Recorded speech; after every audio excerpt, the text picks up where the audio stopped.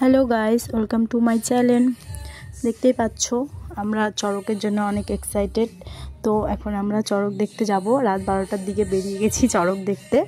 আমাদের পাড়ার কিছুটা ভাই সেজেছিল, তাদেরকে দেখার জন্য আমরা বেরিয়ে গেছিলাম রাত্রেবেলা। এই যে ভাইগুলো অনেক ভয়ঙ্কর সেজেছে, মানে তাদেরকে চেনাই যাচ্ছে না যে কে। আমি তো অনেকটাই ভয় পেয়ে গেছিলাম, তবুও দেখতে গেছিলাম আর কি, যেহেতু এই চড়কটার জন্য আমরা পুরো 1 বছর ওয়েট করে থাকি। এই যে আমাদের সব ভাই পাড়ার, তো ওদেরকে দেখা হয়ে গেল। তারপরে আমরা ভোর 5টার দিকে চড়ক দেখতে উঠেছিলাম। ওঠার পর দেখলাম একটা হাজরা বেরিয়ে গেছিলো। এই যে আমাদের সামনে দিয়ে যাচ্ছে, তোমরা সবাই দেখতেই পাচ্ছ। তো অনেকটা ভয় লাগছিল, তবুও দেখছিলাম সাহস রেখে আর কি। শখও আছে দেখার, আবার ভয়ও পাবো। তো দেখতেই পাচ্ছ একটার পর একটা চলে যাচ্ছে। একদম ভোর 5টার দিকে এটা গিয়েছিল। রাস্তাতে তেমন কেউ ছিল না, তবুও আমরা দেখেছি, দূর থেকে দেখেছি। অনেক ভয় লাগছিল। তারপরে সকালবেলা থেকে ওয়েট করতে করতে করতে আমাদের মাথা খারাপ হয়ে গেছিলো। 5টার দিকে একটা চড়ক এসেছিলো, তারপরে একটাও আসেনি। তারপরে ঠিক 7টার দিকে আরেকটা চড়ক এলো। এই যে দেখতে পাচ্ছ, পরপর আস্তে আস্তে আসতেই ছিল। এই দেখো, আমরা তো অনেকটা ভয় পেয়ে গেছিলাম। পুরো সাইড থেকে একটা বাড়ির ভিতর থেকে আমরা দেখছিলাম। এত সুন্দর লাগছিল কালীর মুখ, মানে এত সুন্দর সেজেছিল। মা কালীর মুখগুলো এত ভালো লাগছিল, কি বলবো। দেখো কি সুন্দরভাবে, মানে এদের গায়ে কিন্তু পুরো ভর করানো আছে। এরা কিন্তু এমনি এগুলো করে না, এগুলো করার জন্য অনেক কিছু জানতে হয়।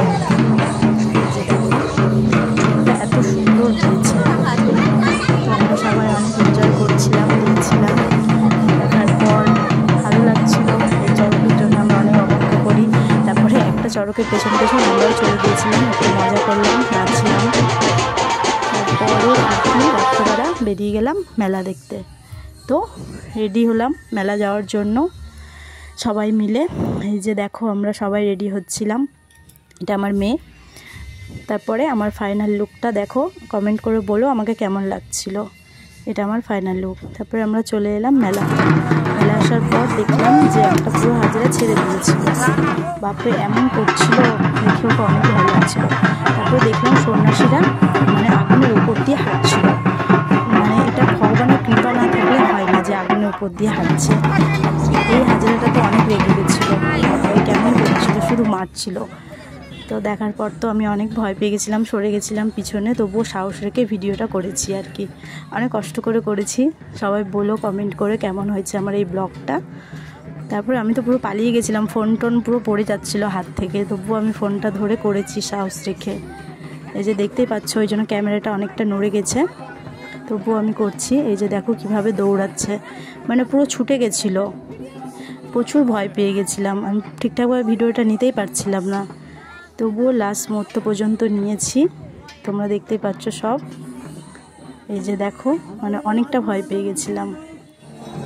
তারপরে চড়ক কাঠটা ওঠানো হলো। তো সাকসেসভাবে চড়ক কাঠটা উঠে গেছিলো, কোনো কিছু হয়নি। তাই জন্য সন্ন্যাসী দাদারা অনেক মানে কি এনজয় করছিল যে চড়কটা ঠিকভাবে উঠে গেছে। তো আমার ব্লগ এখানে শেষ, টাটা।